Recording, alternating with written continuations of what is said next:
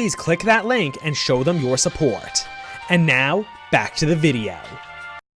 Why would Britain even do this? Why stake centuries of empire on a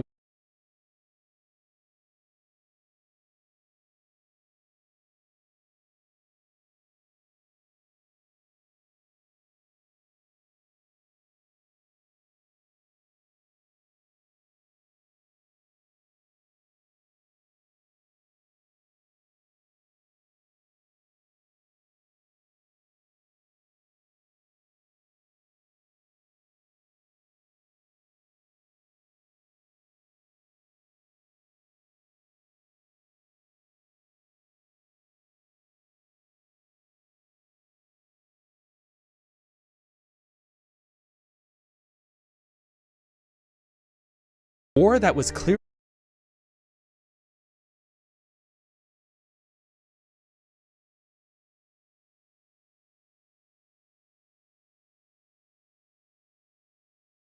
lost, even if the full extent of coming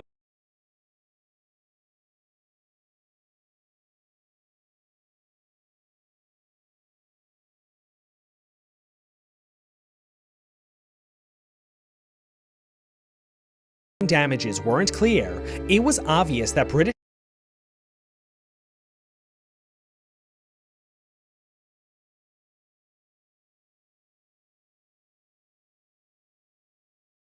finances would be irrecoverably ruined by the war effort. So why did they keep fighting? There were three reasons. First is the centuries-old British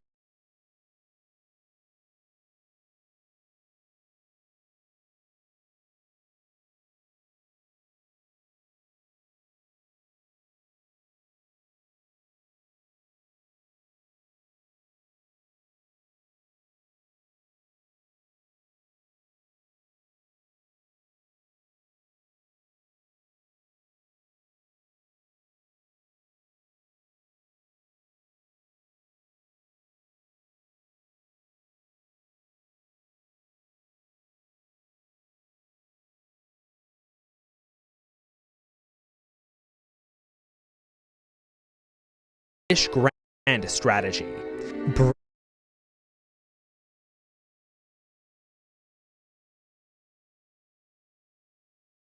Britain's status as an island nation allowed it to favor naval power over its army, which could alone keep invaders off its shores.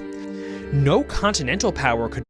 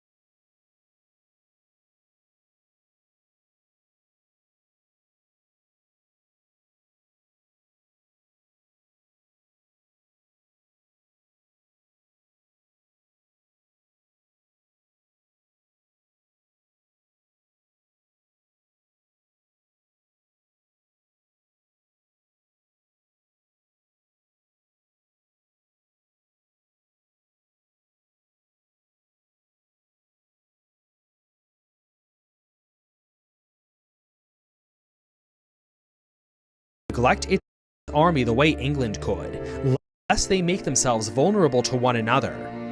This meant the Royal Navy could defend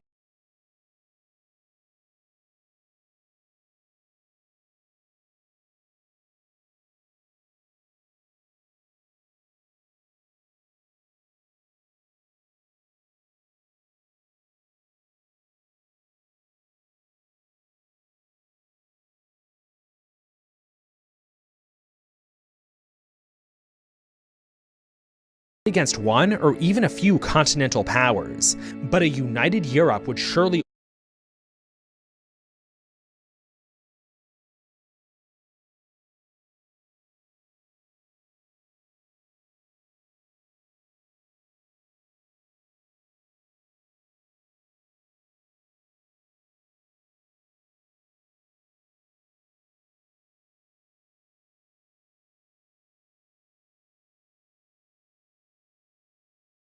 overwhelm it.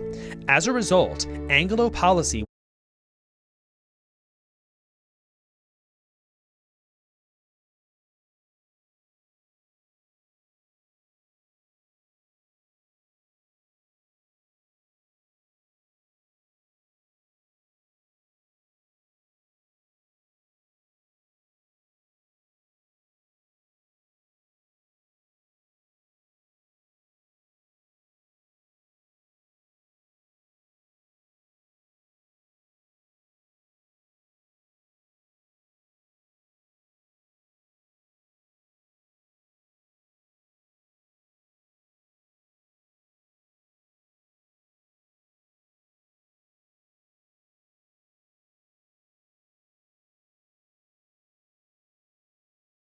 would always be to prevent the unification of Europe under a single alliance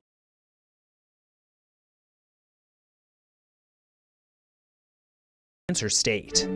A policy so important that the British would pursue it even to the brink of annihilation, as nearly happened against Napoleon, and as they are about to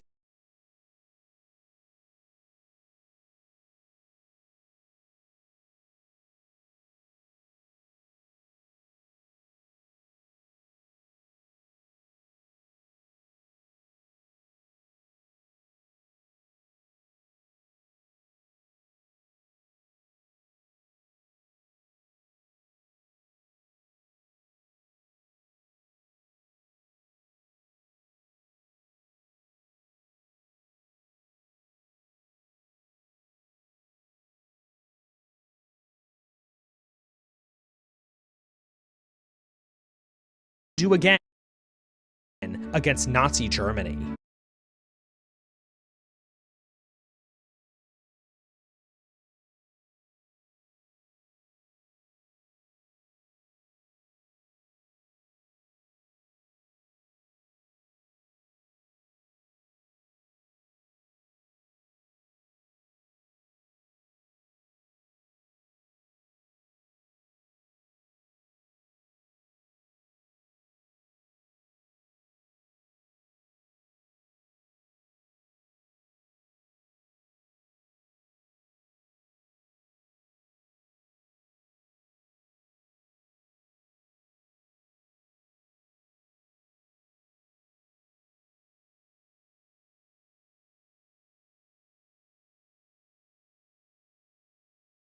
The second reason was diplomatic.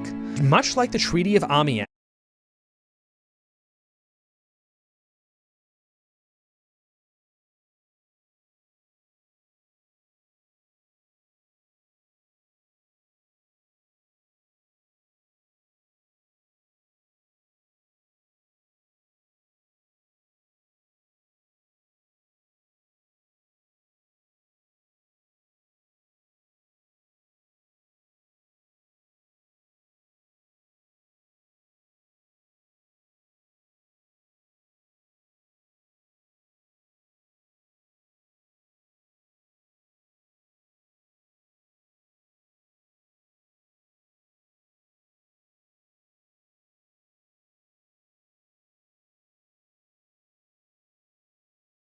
with Napoleonic France, the British extended favorable terms to Nazi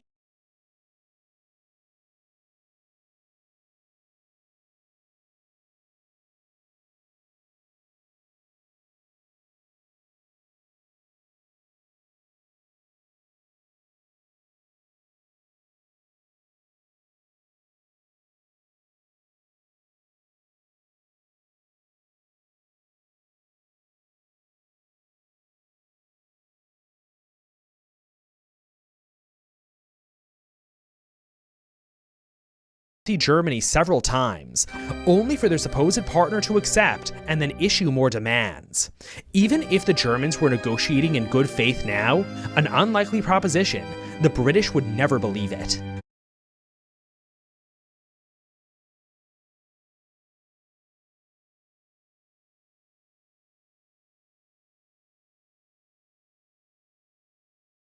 Partner to diplomatic. Much like the Treaty of Amiens with Napoleonic France, the British extended favorable terms to Nazi Germany several times, only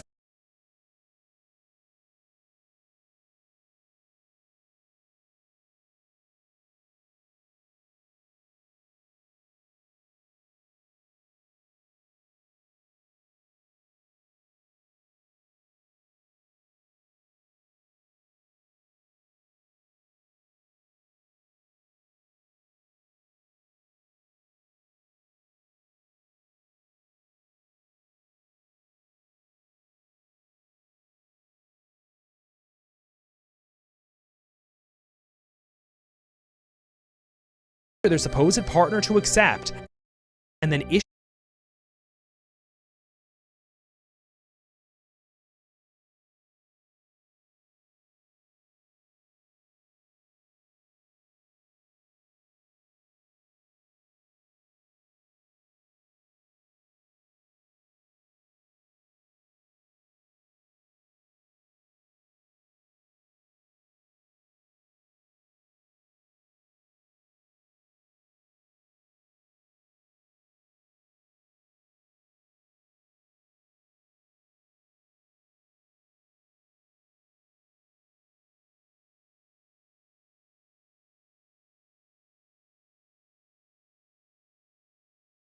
more demands.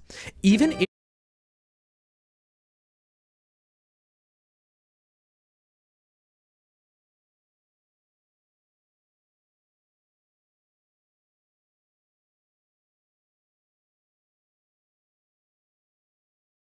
the Germans were negotiating in good faith now,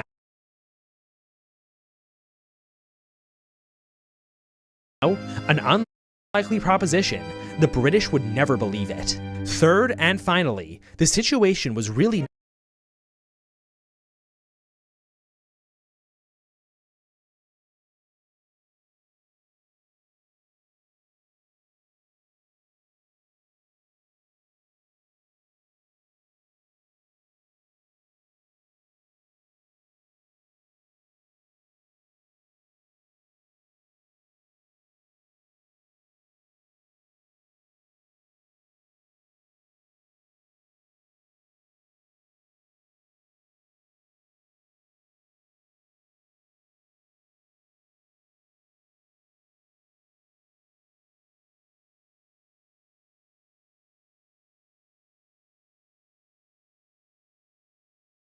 not so terrible for the United Kingdom. The nation had faced worse odds before, triumphed, and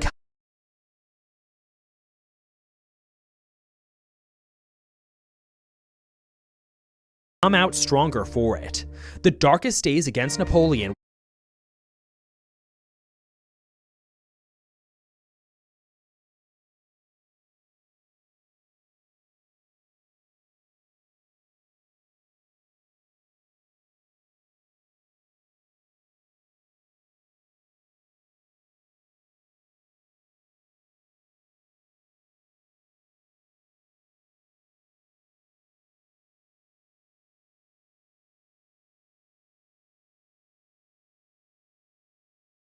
were far worse than what they were facing in July 1940.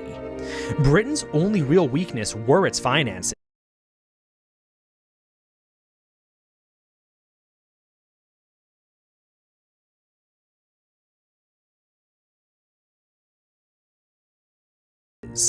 Empire was not as profitable as it had been in past centuries. Luckily for the British, the Americans began making up the difference.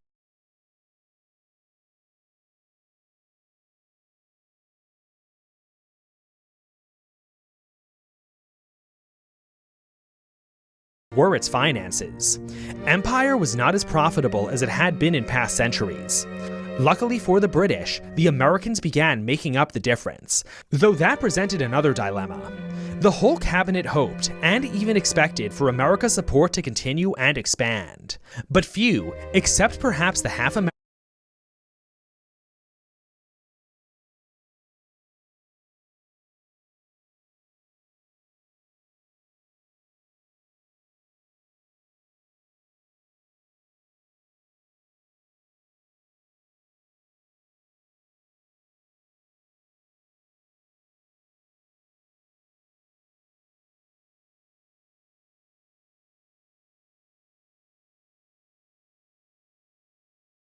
Churchill were so naive as to believe American aid would come without strings attached. But, from the perspective of 19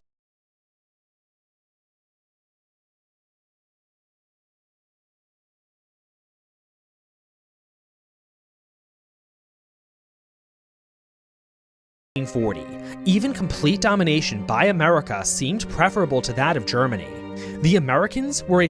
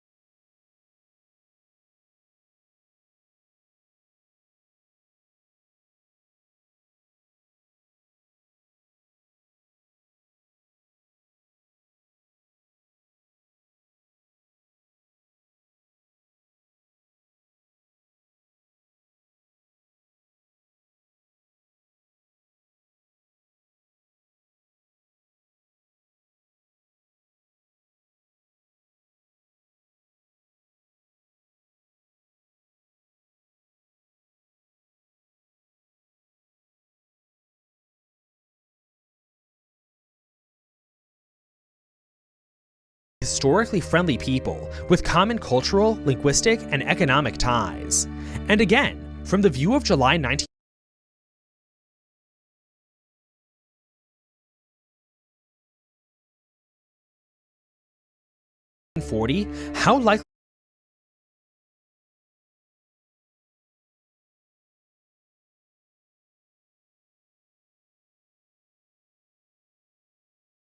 was that to even happen?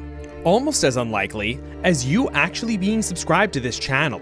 64% of you still aren't subscribed. You guys are crazy. Watching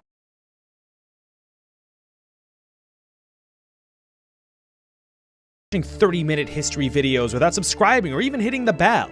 If you don't subscribe right now, I'm gonna leave you on an isolated island and make you defend it alone against the Wehrmacht. Or I guess they call it the Bundeswehr now. And show them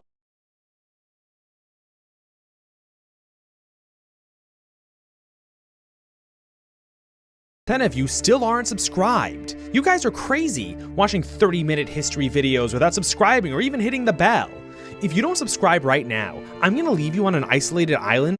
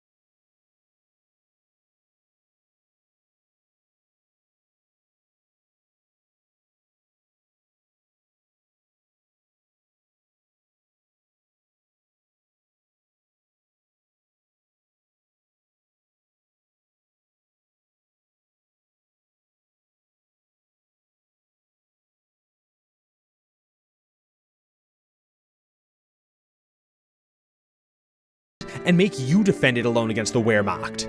Or I guess they call you guys are crazy. Or I guess they call it the Bundeswehr now. Ugh, God, it's like we do all this work for nothing.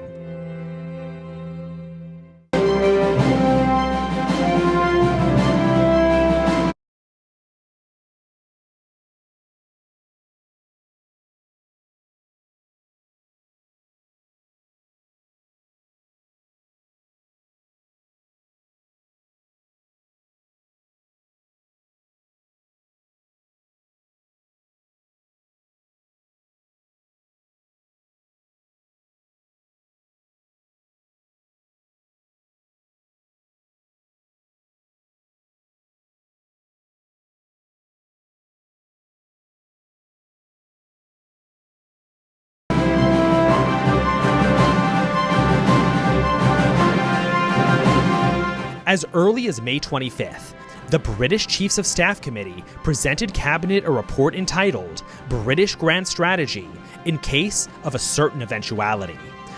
A polite British way of saying the fall of France. Now, that eventuality had become reality.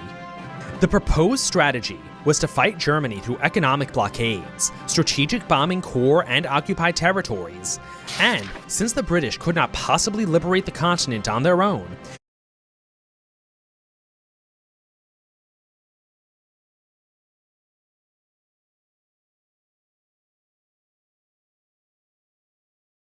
supporting rebel movements there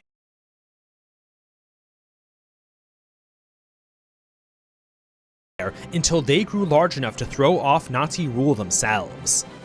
Though that last tactic would prove unrealistic, as there was hardly enough resistance in occupied territory or Germany itself for the British to support. Nonetheless, the entire plan hinged on receiving their own support from the United States, something only arriving in limited amounts at the time. It wouldn't be until June 24th, the day France officiated its exit from the war, that the first large shipment of weapons were even sent. Before the British could even think about offensives, they first had to secure their home islands. This they were well prepared for, thanks largely to Neville Chamberlain's limited liability schemes. The Royal Air Force already ordered 12,000 modern aircraft in 1938. In fact, the British were outproducing Germany on air, land, and sea. British air defenses would quickly prove the best in the world, featuring the first ever fully coordinated air defense system, a continuous network of radars and human